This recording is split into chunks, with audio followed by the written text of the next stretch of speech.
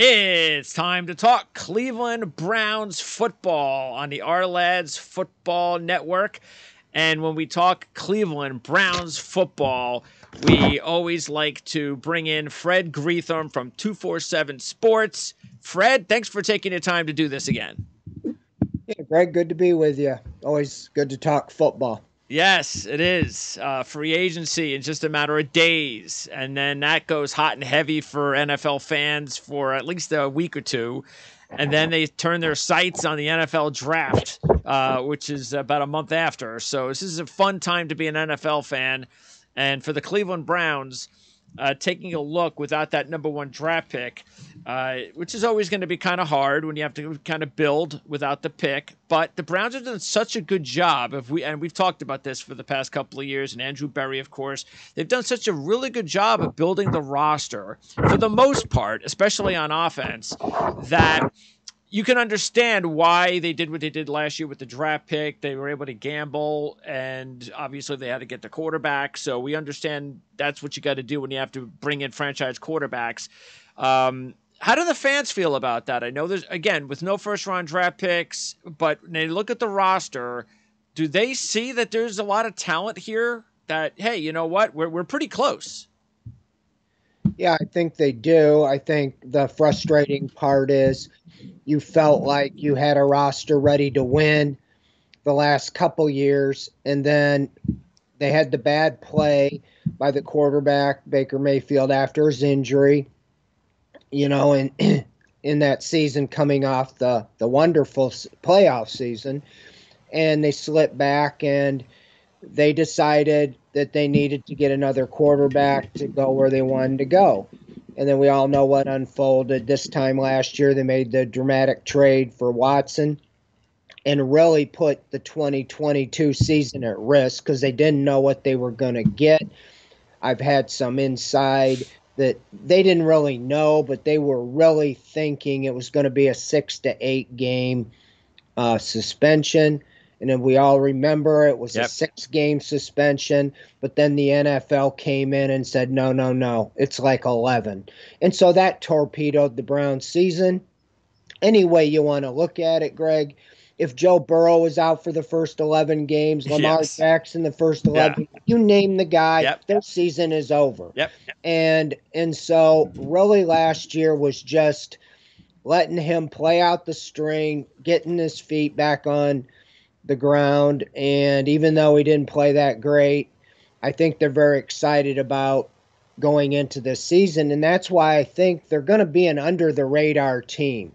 A lot of people are not counting the Browns as being very good this year again, and I think a lot of it is because the way Watson plays. Yes. And a lot of it because they don't like Watson. That's true too, yes. And so I think that the Andrew Berry and Kevin Stefanski, primarily Berry, knows they're under the microscope. Their jobs are somewhat on the line.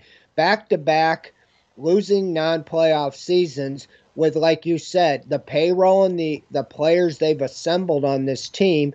And to go all in, there's no way other than to put it, to get Deshaun Watson. They went all in and exposed, their likability, anything you want to call it, not to mention the money and the expense. They are, I believe, are going to do whatever they can to find missing pieces. They're going to restructure some contracts here. And go. I expect Andrew Berry to make a big splash in free agency. Really? Okay. Because they don't have the draft picks. I don't think even with a second-round pick that you can expect that guy to come in immediately and have the impact that you need on a team that's ready to win now. So I see them more using veteran one-year deals with incentives at wide receiver or defensive line or at safety and finding guys to fill those holes. But Andrew Berry has been aggressive in free agency. They haven't turned out great, but his first year, they came right out of the blocks like 5 minutes after legal tampering and announced that Austin Hooper was being, signed. And then Jack Conklin. The next year it was John Johnson. Now, really, none of those have really turned out great, other than Jack Conklin's been pretty good, but Johnson was kind of a big failure, and they're releasing him. But I think that the Jim Schwartz influence and connection to some of the former Eagles and Titans, I think that he'll have an influence. They haven't valued defensive tackle, in my opinion, and I think you're going to see them go make a play to get a guy. There's a lot of them out there in free agency, even 1 year guys. Yeah, I just did an interview with Kevin Knight on the Falcons, and interesting enough, a couple of the targets seem to be the same targets for Cleveland. Talking about Hargrave and Bates. The difference, though, is that Atlanta has a boatload of cash to spend. And I just bring that up because that's the thing, isn't it? Is that, like you said, they're going to try to go and make a splash, but do they have the money if there's another team like Cincinnati or Atlanta that has the money to outspend them? Well, yeah, Andrew Berry has said that they can do it, and with restructures, you don't really have to, get the permission of the player. Most of these contracts now, that's just part of doing business. And I'm sure when they signed Watson, they're going to free up 35 million probably this week just by kicking his contract down. They're not going to keep a 55 million dollar salary cap hit on him, even though it's just the first year. And that's where I've been a proponent of the trade. Andrew Berry, at this time last year, the weekend before free agency, pulled off that trade for Amari Cooper. Okay, nobody saw that coming. They gave up a fifth-round pick, which was really nothing, to take on that salary. And there are teams out there that have guys like that they're looking to unload basically for a second, third day draft pick. So I can see him doing that, even though the salary cap people that work with me, are poo-pooing it. I could see him going to get a DeAndre Hopkins, and giving up a second or third round pick, renegotiating, like they did with Cooper. And then you have a top of the line, wide receiver or a Brandon Cooks, or there could be another guy out there that's in that situation. Okay. But if they can't, I think he'll go for a wide receiver, maybe on a 1-year deal with a lot of incentives. Guy I really like is Michael Thomas. I mean, here's a monster with the Saints who everybody might be a little gun shy because 3 years he's only played like 10 games. Sure. There's guys out there that if you hit on, you really could, hit a home run. But then you look at the Chiefs, they trade Tyreek Hill. Everybody thinks they're going down. And last year in the Super Bowl, when the Chiefs won it, they didn't have one wide receiver that caught a pass in the Super Bowl that was on the team the year before. They were almost all 1-year incentive-laden contracts like Juju Smith-Schuster, Kadarius Toney, those type guys. And they could do the same thing with a 1-year approach. So I think they'll be creative. Wide receiver, edge rusher, defensive tackle, and they played their hand by releasing John Johnson. They only have one safety under contract who's a starter, and that's Grant Delpit. The only other starter or player on the team that was a safety was DeAnthony Bell, who was an undrafted free agent who made the team basically and played special teams. So they have to go get a starting safety, in free agency or a trade. I don't think they're going to rely. There's too many holes to fill with the second round pick. Yeah. Well, let's start with the offense because I don't think there's, compared to the defense, doesn't seem like there's a whole lot more work to be done there. You mentioned wide receiver. So, because, you look at the depth chart and you go, okay, Cooper, Peoples-Jones, Bell. That's a pretty interesting three. There's nothing wrong with that. But like you said, if you can upgrade, that is something that any team would like to do if they could take advantage of that, especially Peoples-Jones. Talk to me about Peoples-Jones because Bell is still young. What do you think about how he's developed so far? And what do you think? And what is the plan as far as the franchise is right now regarding his future? Yeah, they have, as I understand, they're in talks. They're trying to extend him. I mean, you draft a guy in the 6th round, and he becomes your number 2 starter in his second year. I think that's tremendous. Yep. He had 61 catches, just under 1,000 yards, 100 yards or so shy of that. He's really showed that he's really good in contested balls. When he goes up, he seems to come down with it when he's fighting with a defender. I think they're very pleased with him. I think he's solid number two. But what I would like him to see is somebody at least as good as Peoples Jones between there and Amari Cooper.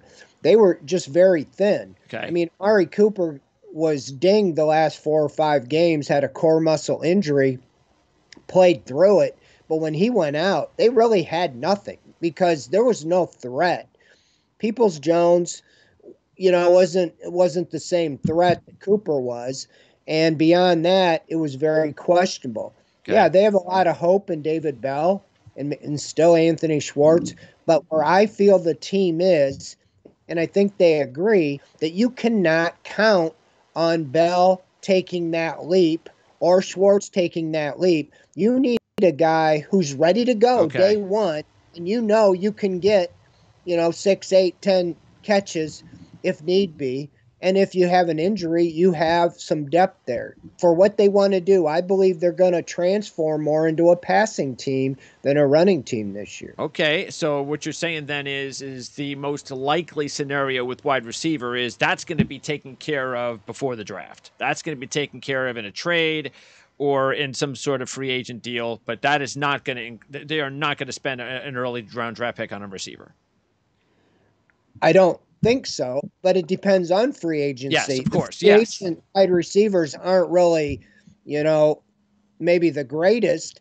And we all know how in free agency, guys like a Christian Kirk last year ends up just about breaking the bank. And Yes. average type receivers get a boatload of money. Yeah. And I don't think the Browns are going to go that route. They're hoping to get a guy maybe on a 1 year incentive laden deal or something, Okay. like I said, through a trade Okay. where they can, negotiate it, make it palatable for a year because you got Cooper under contract for like 2 years, over 20 million.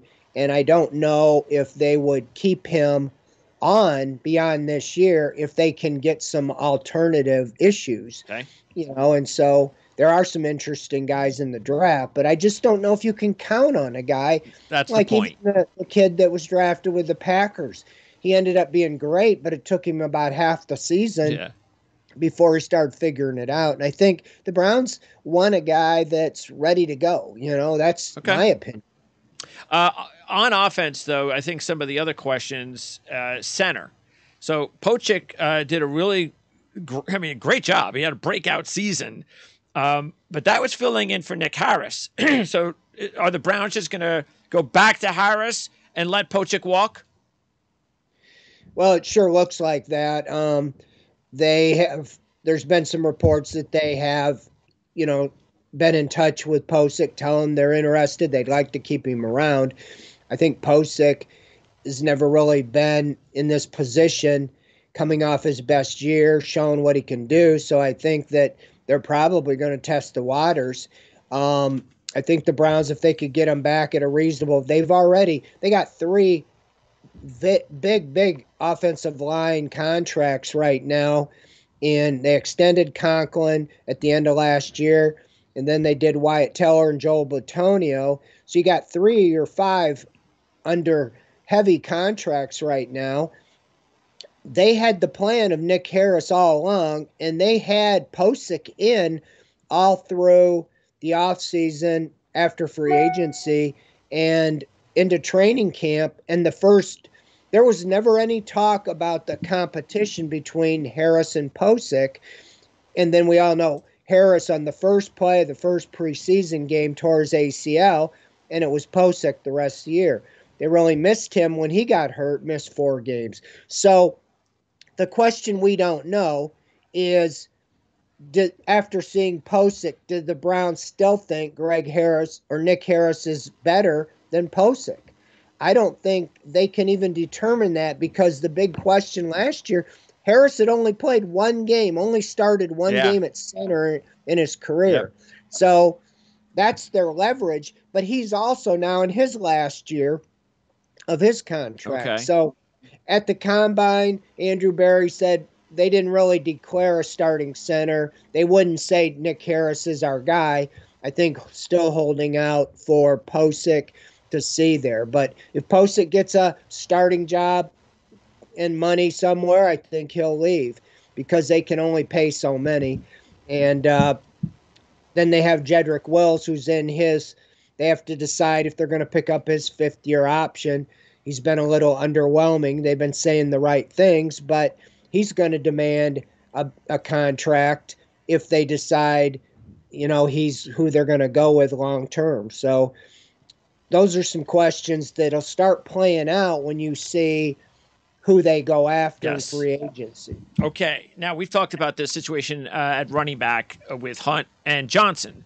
Do you believe now? Has the ship sailed on Hunt and Johnson? Can he come back? Are they looking at possibly trying to bring Johnson back? Johnson, yes. Hunt is moving on. I cannot see him coming back under any circumstance unless he gets no offers and the Browns said, yeah, you can come back here for, Yeah. this. Someone will give him money. Yeah. Yeah. He did a sit in last year during training camp when he practiced, but he decided when they went to first team reps, he wasn't going to go in. Yeah. And he did that for 2 days. Yeah. And then it went away. He wanted to be traded, and it didn't happen. And so I didn't think he really looked as good last year as he did in previous years. And that's that running back dilemma. You're 28, teams start saying, well, we're moving on from you. He's from Cleveland. I mean, that's the only thing, but I think he's wanting to be a starter. He really gets along, him and Nick Chubb, well. But I think the direction the offense is going, I don't think that they feel they need him. Dearness Johnson is going to be test the market as well. They hung on to him last year really as an insurance and restricted, gave him over $2 million, and he never really played. He had like one carry or something. It was ridiculous. 3 carries last year for 7 yards after getting 500 or 600 filling in the year before. And he was really just insurance. So I think that he could be in the mix. They really have Jerome Ford, and the way I see it right now, it's Chubb and Ford. Okay. And Johnson, if he decides this is his best opportunity, because I really think they're going to use guys more in the passing game and not de-emphasize the running game, but take advantage of the athleticism of Watson and the shotgun and spreading the field out. And I think Nick Chubb might be in play to catch a lot more passes. I think whether he touches the ball as a runner or a pass receiver, he's dynamite.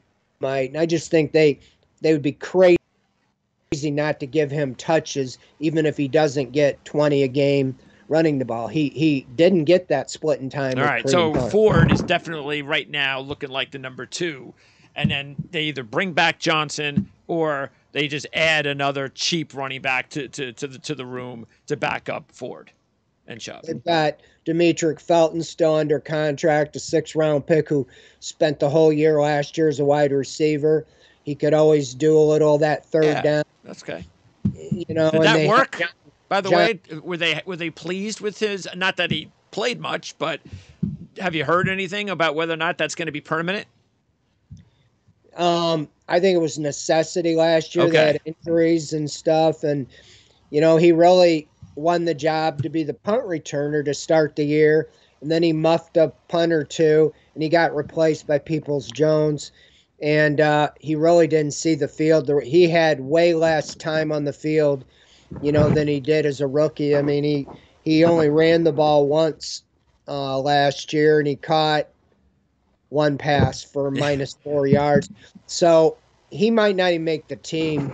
But John Kelly's a guy they've had on the practice squad for a couple years, and they've got him under contract too. So I don't think if they don't sign Dearness Johnson, they would be too worried Okay, yeah, behind Chubb and Ford. They might even draft another running back in the fifth, sixth, seventh round, like they did Ford. They got him in the fifth yep. round. They think they'd be tickled to let him be the feature back, I think. Wow. Okay. And then one more bit on offense, and that's the number two spot. Are they going to be in the market for a number two quarterback? Well, they kept Kellen Mond. It was interesting. They picked him up off when the Vikings cut him. And then when Watson came back, most of us assumed they would cut Mond, because Dobbs was the backup the whole season, but they cut Dobbs. I was told it's really a salary consideration because Mond's under contract for a couple more years, very cheap. So they were afraid to cut him, thinking that he would he would get claimed by the Vikings again or something. So Okay. I think Dobbs might be in the Okay. picture to bring back as the Okay. backup, but I think it will be somebody similar to the Watson Mond, skill set, mobile and so forth. Brissett was kind of an outlier. I don't know. They may bring in a veteran, just a traditional backup Sure. quarterback, but I don't think. I think Jacoby Brissett's hoping to get a starting job or to hold place for a team that drafts a quarterback or something like that. And I don't think they're going to bring him back. But I would think right now it'd be maybe Mond and a Dobbs or Okay. somebody like that. All right. Now on defense, and this is where it looks like the Browns are going to have to really add some key pieces if they want to contend for a championship. Looking up front, first of all, there's definitely a need for another edge rusher because Myles Garrett just can't do it all himself. Clowney now a free agent. First of all, Clowney, he's not coming back. I'd be highly surprised. He wrote his ticket out of town, when he was asked by a reporter the end of the year. He said, "Oh, 95%, I'm not coming back." And then he went off on, kind of the team, and he ended up getting suspended for that season finale All for right. speaking out. Yeah. And, frankly, I think they've learned their lesson is that here's a guy they paid 10 million to. He played 11 games, missed 6. He practiced less than anybody I've ever seen. Every day he was listed as rest, and he had 2 sacks. And you got to get a little more production. Yeah, he was good in the running game and so forth, but I think they would look more like for that 10 million 1 year. The Texans got Jerry Hughes for 6 million. He had 9 sacks. Yeah. Melvin Ingram had 6 sacks for 4 million with the Dolphins. You would have got 2 guys in the rotation and got like 15 sacks. Yeah. So there's guys like Fletcher Cox, Brandon Graham that have relationships with Jim Schwartz that I think they could be better served looking at a 1 year deal with a lot of incentives or money with some of these older guys. And with that connection, they might be able to pry him away from the Eagles. Yeah. That's a And excellent point. and so I think that would be more what they look for if they can find who they think is an up and comer. But there's not a lot in the edge room. Um, Marcus Davenport doesn't have eye popping stats. He'll probably get a boatload of money. Then there's Yannick, who's been Yeah. around. The Browns were interested in him 3 years ago, and then he changed agents. So there's guys there, but if they can't get, who they feel is a long-term answer with Garrett, I see him more the short term. Same way with defensive tackle. I think one of those 3 positions, edge, defensive tackle, or safety, Yes. that Andrew Berry's going to try to make a splash with one of the top guys. Defensive tackle could be Hargrave, could be, I don't think they're going to try to do Payne with the franchise, but I could see Zach Allen, Draymond Jones, like Fletcher Cox could be a versatile 1 year guy. So I think there's some options, but I think that I think Jim Schwartz influence. I will be surprised because he has always had great defensive line, and he said in his press conference the number one way to be disruptive is have a dominant pass rush. And he's always had that with his defensive linemen.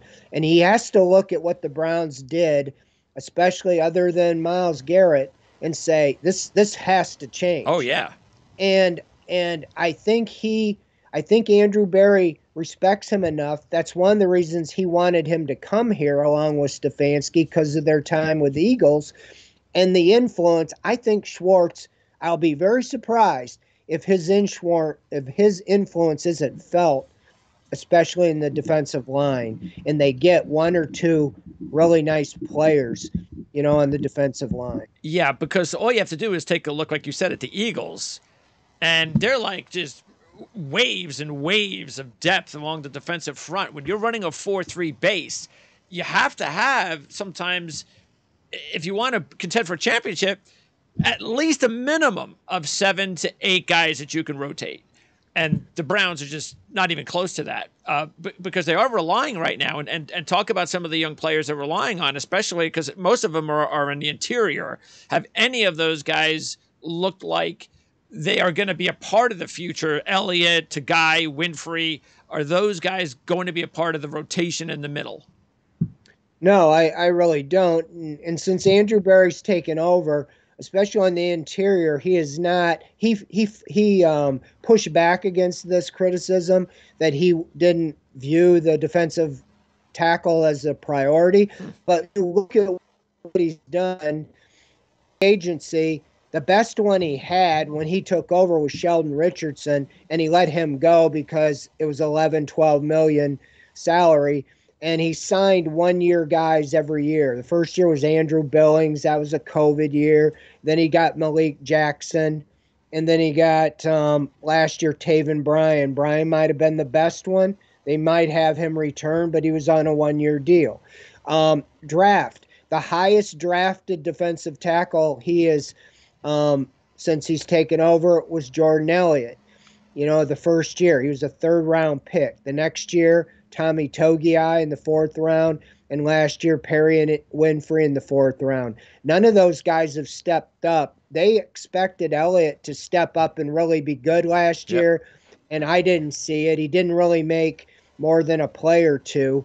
And it'll be interesting to see what Schwartz thinks about those guys because they might have to keep some of them on the roster because they just can't add them all, but just for depth and rotation. But I didn't see it out of any of those guys. Winfrey at the end of the year started to show a little bit, but he was very immature at the beginning of the year, and he came on a little bit. But I think they need two defensive tackles, whether it be a flash signing and then a solid veteran or bringing back Taven Bryan. Taven Bryan's the best defensive tackle they have right now. Okay.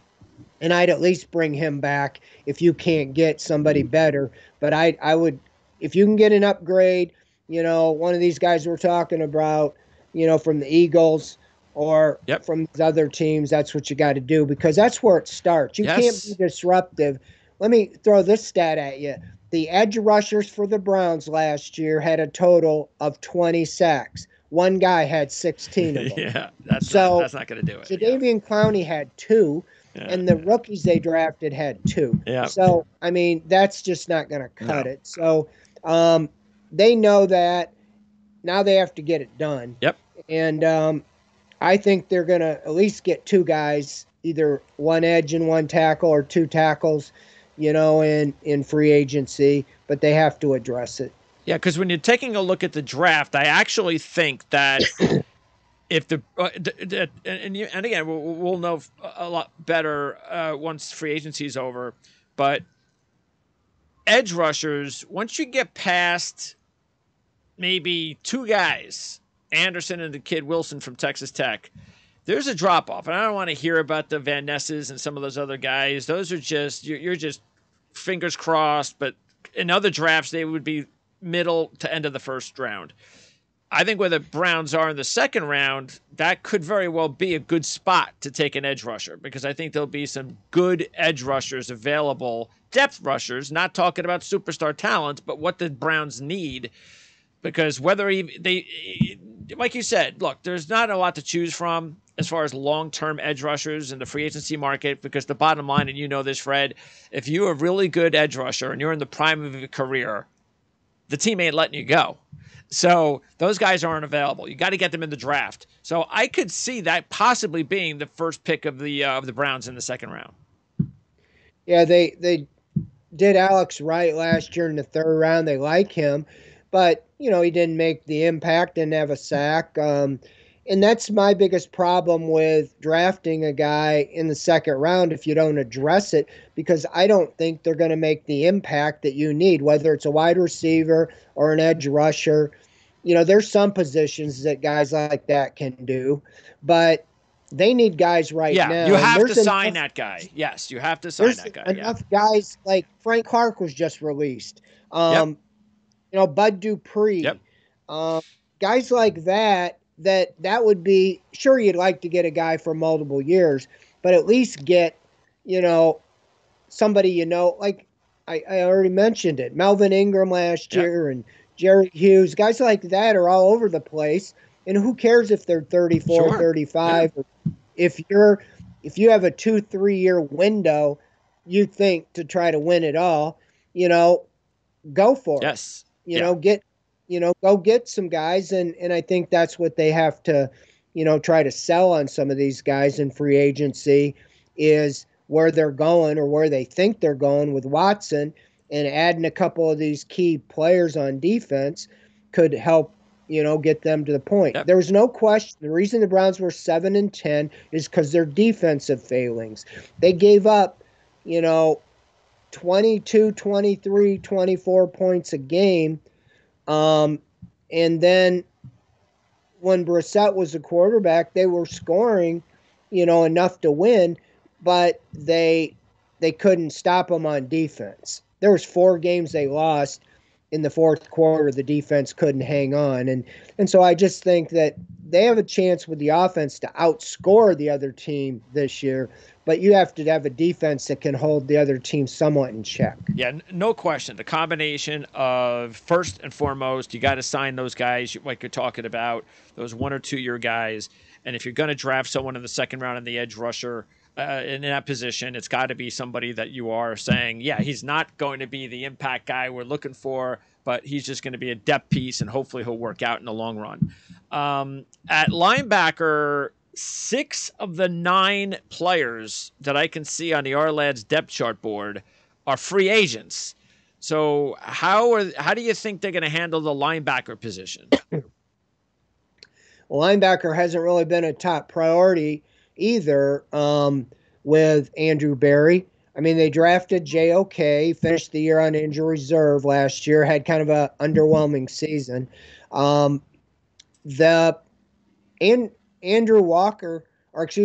Walker was probably the leader on the defense, and he was undervalued because he was a free agent last year. They let him hit free agency, and they ended up bringing him back on a 1-year deal. But obviously you didn't make him a priority because you wouldn't let him get to free agency. They thought Jacob Phillips, a guy they drafted in the third round from LSU the previous year, was going to really be the guy. And he got hurt again last year after Walker got hurt. But Walker beat him out in training camp and is the leader, the captain of the defense. And when he tore his quad in the third game, the defense really fell apart because he was the vocal leader and he was the tackler that was stopping the run because the defensive tackles weren't stopping, and the linebackers had to make plays, and he was making plays. After he went down, in the final 14 games, the defense gave up 130 yards or more rushing in 10 of those final 14 games after Walker went out. I'm not saying it was all Walker, but I'm writing a piece right now, 5 steps to get the Browns back to playoffs. And the 5th step, the least important, was re-signing Anthony Walker or an upgrade because they have to have somebody at linebacker that can make tackles. And they did not. Teams just ran it. They went old school and said, "Oh, you Browns, you're set up to stop the pass. We're going to run it right down your throat." And they did the final 14 games of the year. And so I think they learned their lesson there. We have to learn to stop the run. So bottom line And so is, beyond that, yeah, bottom line is, I was going to Taki, say is if they don't sign Walker, that is going to become an important position to take a look at in the draft because you can get middle linebackers second, third, fourth round. yeah, I mean, they finished with 5 guys on injury reserve at linebacker. After Walker went down, Phillips took his place, tore his pec, out for the season. They moved Sion Taki from outside to middle. He actually did a really good job, Okay. but then he tore his ACL. And JOK went down, and they had another Jordan Kunasek went down. They had 5 end up on injury reserve. So what I think, Joe Woods liked to play 2 linebackers. We don't know exactly what Jim Schwartz is going to do, but I think that he might, the Browns finished, they picked up Reggie Ragland, and he finished, was more your old school guy, 250-pound, and he did a pretty good job. They might bring somebody like that back. They do have JOK coming back undersized, but he didn't have a problem with that. He cited David Long as being a productive player, and I think that he likes him. So it will be interesting. I wrote this story about that, but I think Anthony Walker would be the least expensive fix, provided the medicals check That's out. true. Now that's a severe injury, and if they're not sure that he's gonna be all the way back, then yeah, they might have to move on from him. But he wants to be back. He's the de facto captain of the locker room and the defense, and I just think that it would be a better way to go. But there may be one of the free agents like a Jermaine Pratt. Maybe he would be an upgrade, and you can hurt the Bengals, or Tranquil from the Chargers, or guys like that. That if they think this is a guy that could really solidify our run defense and so forth, that's what they'll do. But I do think that if you can get the guys up front, that'll solve some of these other problems to a lesser degree. Yeah, I was just again, because I was talking Atlanta Falcons yesterday, I just recalled that Rashaan Evans is a free agent and he played for Tennessee. Now I'm not sure if Schwartz was there at the time, but that might be interesting. Yeah, I've heard that name. He's been at Tennessee the last 2 years, so he has connections from the Titans and he has connections from the Eagles, and so I do think that his influence. I think they'd be crazy if they don't lean on him and say, "Who do you think we should go get?" I would think that he'd be involved in that. Yes. Andrew Berry's not been around nearly as long as Schwartz has. That's true. And so that's one of the reasons I think they brought him here. All right, and then we're going to close with that secondary. And again, that safety position, the team, as you mentioned, let Johnson go a few weeks ago. Harrison's a free agent. Do you think they're going to try and re-sign Harrison? Or it sounds to me like that's not going to be the case, that you think that they're going to try to fill that hole alongside Delpit, most likely in free agency? Yeah, again, free agency or trade. I guess 42 in the draft could be at play, but they got to get a starter.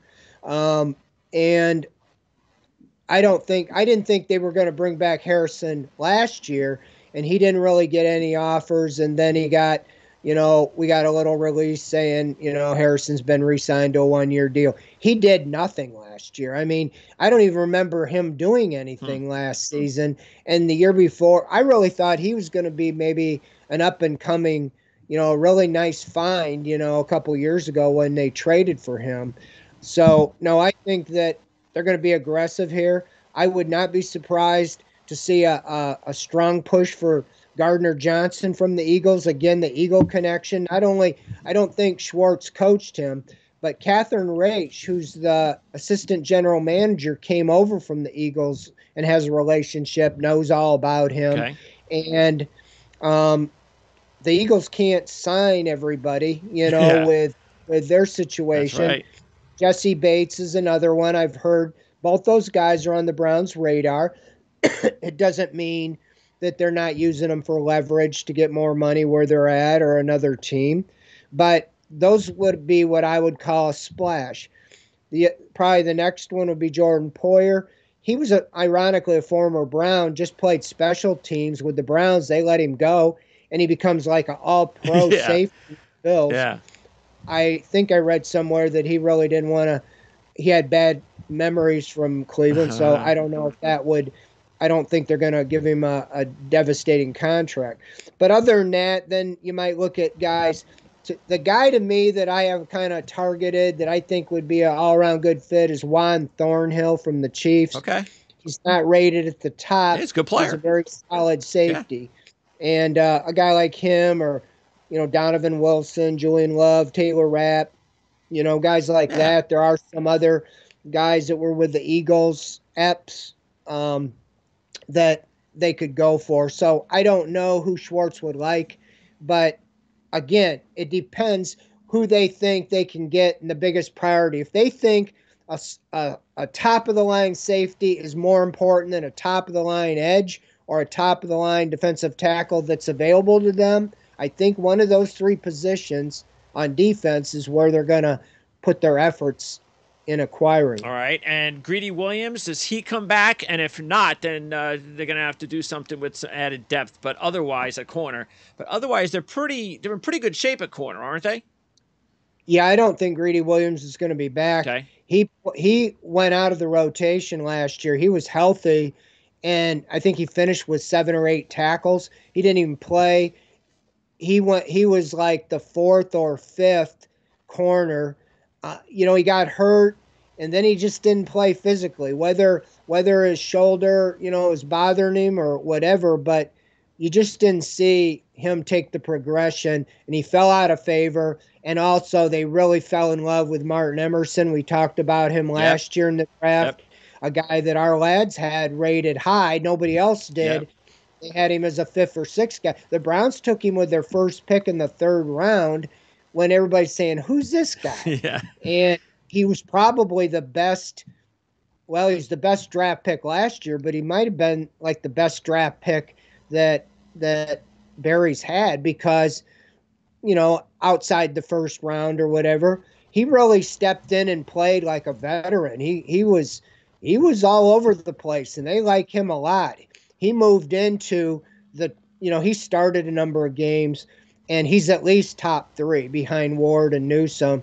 He's the 3rd corner, and they just got to sort out. Newsome has made noise that he didn't really want to play the slot.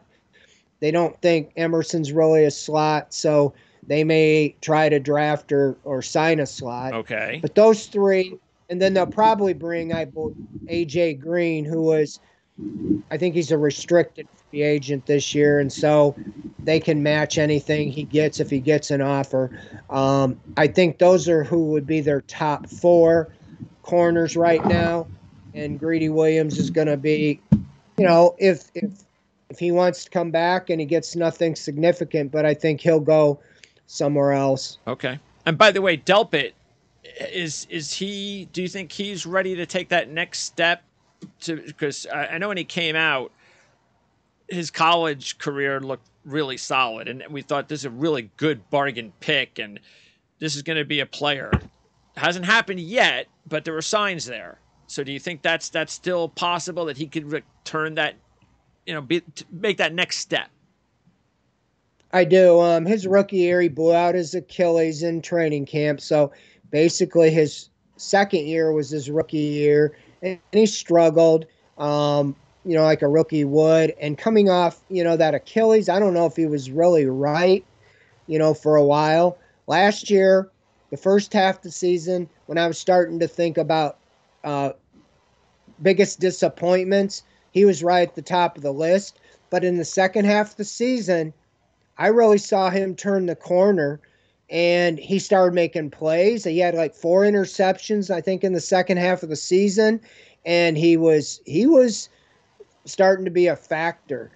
He was involved in several blown coverages earlier in the year. I remember that as a Jet fan.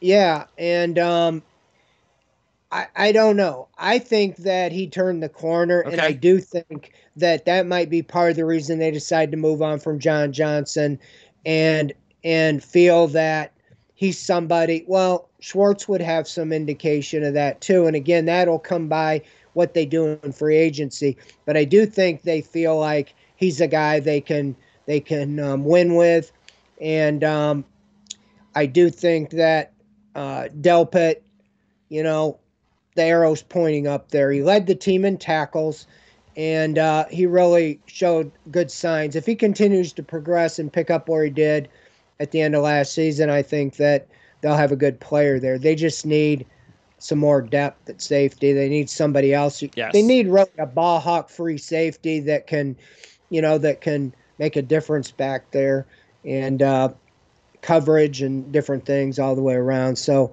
I think Delpit will be fine. They just need some more. All right, that should wrap it up. Fred, awesome job as always. Thanks for educating me and our viewers on what's going on with the Cleveland Browns. Less than a week away from heaven for a lot of NFL fans at this time of season, free agency, and then, of course, the draft next month. We'll look forward to talking to you after the draft so we can kind of put a bow tie pretty much on the offseason.